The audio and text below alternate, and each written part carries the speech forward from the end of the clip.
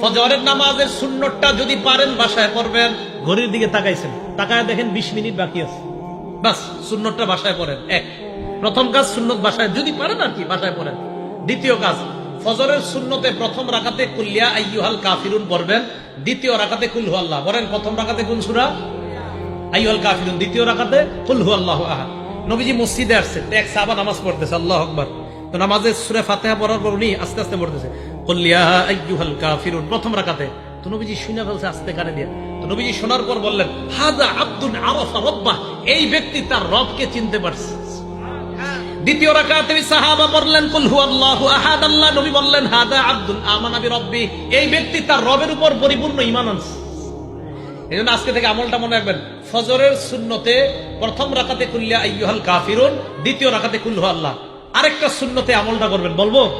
মাগরিবের পরের সুন্নতে প্রথম রাকাতে কুল ইয়া আইয়ুহাল কাফিরুন, দ্বিতীয় রাকাতে কুল হুয়াল্লাহ যদি পারেন। বাকি ফজরের সুন্নতে প্রথম রাকাতে কুল ইয়া আইয়ুহাল কাফিরুন, দ্বিতীয় রাকাতে কুল হুয়াল্লাহ। এটার দ্বারা কি উদ্দেশ্য জানেন? কুল ইয়া আইয়ুহাল কাফিরুনের মাধ্যমে প্রথম রাকাতে আপনি বুঝাইতেছেন আমি যত শিরিক সব বর্জন করলাম, দ্বিতীয় রাকাতে কুল হুয়াল্লাহ পড়ার মাধ্যমে বলতেছেন আমি আল্লাহর একত্ববাদ স্বীকার করে আমার দিন শুরু করলাম।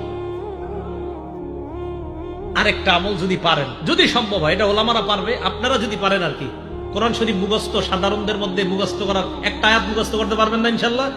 সূরা বাকারার 136 নম্বর আয়াত ফজরের প্রথম রাকাতে মাঝে মাঝে, সূরা বাকারার 136 নম্বর আয়াত, আল্লাহ বলেন কুলু আমান্না বিল্লাহি ওয়া মা উনজিলা ইলাইনা ওয়া মা উনজিলা ইলা ইব্রাহিমা ওয়া ইসমাঈলা ওয়া ইসহাকা ওয়া ইয়াকুবা ওয়াল আসবাতি ওয়া মা উতিয়া মূসা ওয়া ঈসা ওয়া মা উতিয়া আন-নাবিয়্যুনা মির রাব্বিহিম লা নুফাররিকু বাইনা আহাদিন মিনহুম ওয়া নাহনু লাহু মুসলিমুন। এটা এক রাকাতে, ফজরের প্রথম রাকাতে। ফজরের নামাজের দ্বিতীয় রাকাতে পড়বেন সূরা আলী ইমরানের 64 নম্বর আয়াত।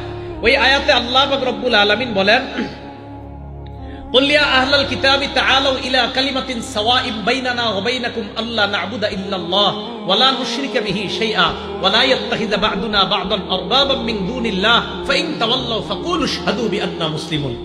ফজরের প্রথম রাকাতে কুল ইয়া আইয়ুহাল কাফিরুন, দ্বিতীয় রাকাতে কুল হুয়াল্লাহ। যদি পারেন মাঝে মাঝে প্রথম রাকাতে সূরা বাকারার 136 নম্বর আয়াত, দ্বিতীয় রাকাতে সূরা আলী ইমরানের 64 নম্বর আয়াত। তাহলে এবার আসেন, প্রথম গেল ফজরের সুন্নত, বেশি সময় থাকলে ঘরে পড়ে নেবেন। দ্বিতীয় নম্বরে গেল প্রথম রাকাতে কুল ইয়া আইয়ুহাল কাফিরুন, দ্বিতীয় রাকাতে কুল হুয়াল্লাহ। যদি পারেন মাঝে মাঝে প্রথম রাকাতে সূরা বাকারার 136 নম্বর আয়াত, দ্বিতীয় রাকাতে 64 নম্বর, মুসলিম শরীফের হাদিসে আছে আলী ইমরানের 64 নম্বর আয়াত।